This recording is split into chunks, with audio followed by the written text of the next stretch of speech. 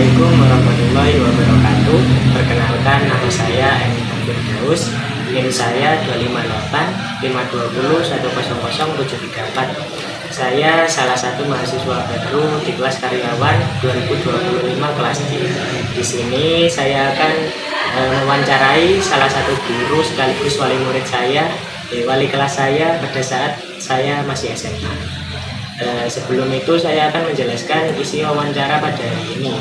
Yang pertama mengenai dua aspek. Yang pertama, cara mendidik siswa dengan baik dan benar, dan yang kedua, cara membentuk karakter siswa agar mempunyai rasa disiplin, tidak malas, dan mengerjakan tugas dengan tepat waktu.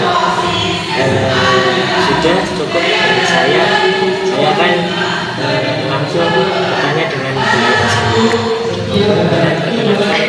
jenengan, balik pengalaman jenengan, nilai jenengan terjun di lembaga pendidikan. Assalamualaikum warahmatullahi wabarakatuh. Nama saya Ibu Amalia Panjaitan. Saya mulai jadi guru mulai tahun 1914 sampai sekarang. Jadi awalnya saya ada di SMK Negeri 5 Jember, kemudian mutasi di SMA Negeri 60. Ini sudah sekitar 4 tahunan saya mengabdi di SMA Negeri 60. Mungkin seperti itu perkenalan saya. Apa lagi dengan pertanyaannya, Mas? Untuk pertanyaan pertama, yaitu cara mendidik. Bagaimana cara mendidik siswa dengan baik dan benar? Nah, sebenarnya ya semua guru, kita santai aja ya ngomongnya ya. Jadi semua guru itu memang punya prinsip bagaimana mendidik siswa-siswinya dengan baik dan benar. Mungkin teknisnya yang berbeda. Jadi kalau saya ingin berbicara masalah mendidik yang baik dan benar itu tergantung dari sikap kita sebagai guru.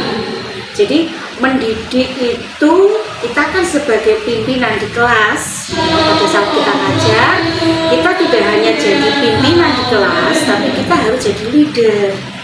Jadi kalau pimpin ya memimpin saja, tapi kalau jadi leader adalah jadi panutan. Kita bisa membuat anak didik kita baik, tapi kalau tidak dari diri kita sendiri juga nggak bisa. Jadi apa yang saya berikan pada anak didik saya itu sudah yang terbaik yang saya miliki. Itu merupakan jaminan saya.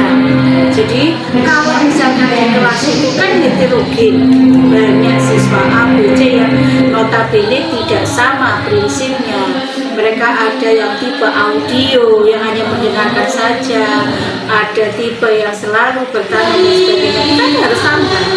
Jadi kita tidak akan membiarkan siswa kita itu diam, duduk, diam, dengar. Nah, kita pendekatannya secara persuasi seperti itu. Saya rasa semua guru misinya sama, mendidik anak supaya jadi baik dan benar, tinggal teknis pelaksananya di kelas. Nah, masih sudah tahu kan, Mas Ilham sudah tahu bagaimana saya sampai dijuluki mama. Nah, karena itu salah satu trik saya untuk mendekati siswa, sehingga siswa tidak canggung mengungkapkan apa yang dirasa ini itunya, karena mereka menganggap saya adalah orang kedua di seperti itu. Lanjut untuk aspek yang kedua, bagaimana cara mama membentuk karakter siswa agar mempunyai rasa disiplin, tidak malas, dan mengerjakan tugas dengan tepat waktu. Nah, itu kembali pada diri kita, Mas Ilham. Jadi kalau kita sudah melakukan yang tidak seperti yang itu, misalkan kita tidak disiplin, ya mungkin dengan cara tepat waktu, masuk di kelas, atau disiplin dalam mengajar, menegur siswa, itu akan ditiru oleh siswa. Wah, mama telat-telatan aja, kok aku ya telat-telatan masuk. Salah satunya seperti itu, ya. Kemudian yang kedua, kasih sayang. Jadi kalau kita tuh jangan merasa kita benar sendiri. Kalau misalkan ada siswa yang masuk, ini yang saya terima pada saat mama sekolah S2 dulu, jangan ditanya atau disuruh keluar, justru dia suruh masuk, dia terlambat suruh masuk. Kenapa kamu nak? Apa yang membuat kamu tidak disiplin masuk kelas? Apa? Nah, solusinya itu kita benahi pelan-pelan. sehingga siswa itu tidak merasa kita itu otoriter, kemudian kita itu tidak ada welas kasih, tidak ada keterbukaan, sehingga justru kita tidak disegani, tapi justru ditakuti. Ini yang tidak saya mau. Saya rasa semua guru di Indonesia tidak mau kita itu ditakuti.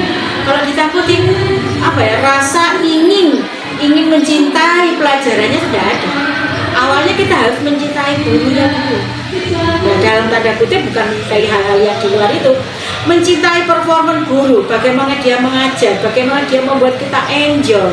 Ya, kalau kita monoton menerangkan ini itu tanpa kolaborasi dengan siswa, saya rasa siswa nggak akan bisa atau jenuh dengan apa yang kita terapkan seperti itu.